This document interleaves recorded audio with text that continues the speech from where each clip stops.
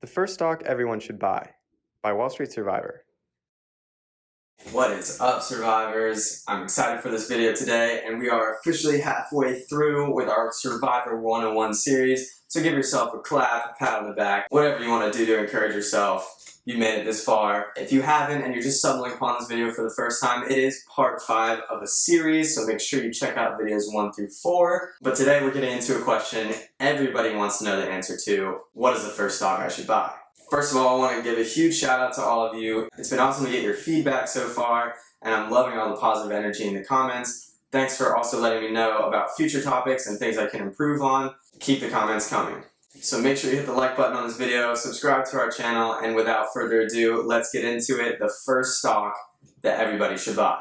So it's always daunting to try to figure out what the first stock you should buy is, and there's a huge debate that is important to lay the groundwork for before going any further. See, historically the stock market performs over time at a rate of growth between 10 and 11% per year. Now, if you think I'm going to earn 10% on my money every year consistently over time, that's a pretty good rate of return. But of course, the experts and financial bigwigs and economists always are trying to beat what is called the market, which is that overall 10 to 11% return per year. So there are all these people out there that are trying to beat the market and trying to do better than what the stock market as a whole performs year over year. Now, many people go into investing thinking that they need to maximize their return as much as possible, and it leads to taking unneeded risks. So, as we've talked about in the past videos, it's really important to balance your investing goals as far as what return you want with the amount of risk that you're willing to take. So when we're talking about beginners, people buying their first stocks, and people like me who are still learning so much about the stock market, I'd love to hit consistent 10 to 11% per year, so we're going to try to get you there first. So we call this philosophy buying the market.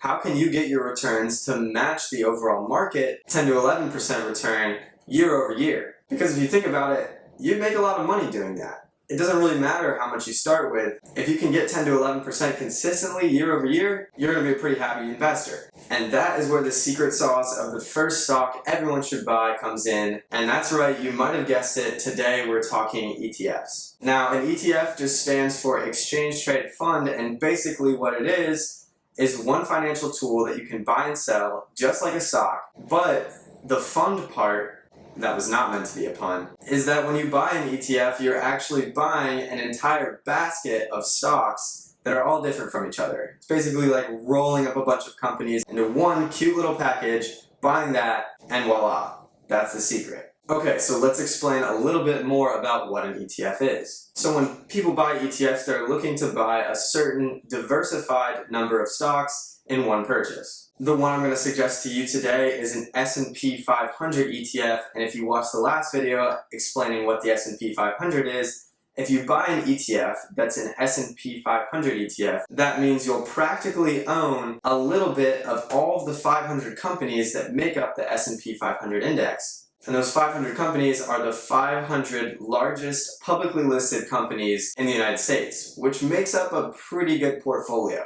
So think about some of the largest household names, the largest publicly listed companies in the US, and there's probably a lot of them that you would love to own. Well, buying an S&P 500 ETF allows you to basically do that. And we've already kind of hinted at it, but just to make it clear, one of the biggest perks of an ETF is its natural diversification.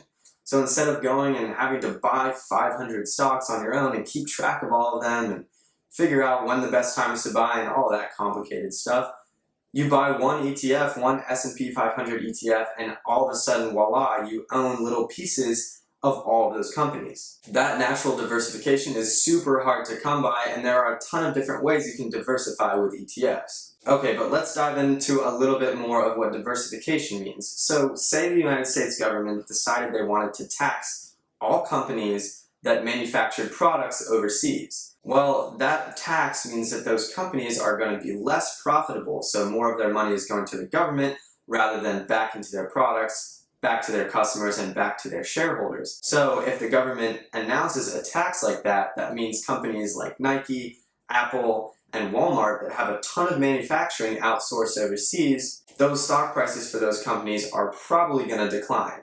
And so if your portfolio was only made up of those 3 companies, your portfolio is probably going to see a big loss. And although it's not the only way to diversify, if you own an ETF that holds a bunch of different companies besides ones that just manufacture overseas, then those companies' returns will balance out the decline that comes with companies affected by the new tax, and therefore you're set up to lose less money than you would if you just owned those companies. Again, it's not the only way to diversify, and you are free to go ahead and do as much research as you want. Go ahead and buy individual stocks, but ETFs kind of bake that all into one cake for you, so it's an awesome way to start your portfolio. Another benefit of using an S&P 500 ETF for your baseline of your portfolio is the ease of dollar cost averaging. Dollar cost averaging is the idea that you set a certain amount of money aside to invest at certain intervals. So say Sue makes $1,000 a week and she wants to invest 10% of her earnings into the stock market. With dollar cost averaging, that would mean she would take $100 out of her paycheck every week, put that into her brokerage account, and buy stocks with it. Now, if you have an ETF, you don't have to decide where that $100 goes. You can just buy $100 more of that ETF, and it's automatically going out to all the companies underneath that ETF. If you own an S&P 500 ETF, that $100 would get split among all those 500 companies, which naturally balances and diversifies your portfolio.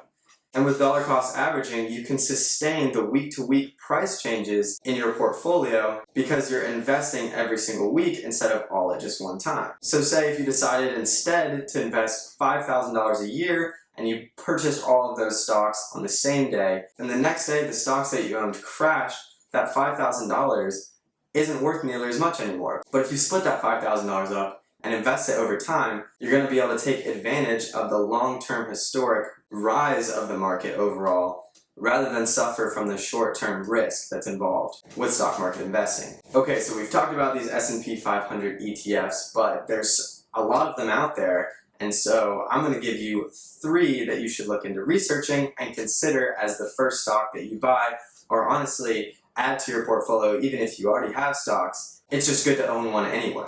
There's 3 really popular S&P 500 ETFs. The first one is the iShares Core S&P 500 ETF, which is the ticker symbol IVV. The second one, which is probably the most popular, is the Vanguard S&P 500 ETF, called VOO. And then third, we have Spider's S&P 500 ETF with ticker symbol SPY. So now that you're in on the secret of the first stock we think everyone should buy, it's time to kick off your investment portfolio with an S&P 500 ETF. But you might think differently, so let me know in the comments down below and share with the rest of your fellow survivors what you think the first stock everyone should buy is and what you've bought that's been successful in the past. As always, I'm super glad you guys watched today. Thanks for tuning in. Again, we're halfway through the Survivor 101 series, and so keep a lookout for the next 5 videos coming very soon. Make sure to drop this video a like, hit the subscribe button, and stay tuned for the rest of the Survivor 101 series. That's all from me today. I'll see you guys next time. Signing out. See you guys soon.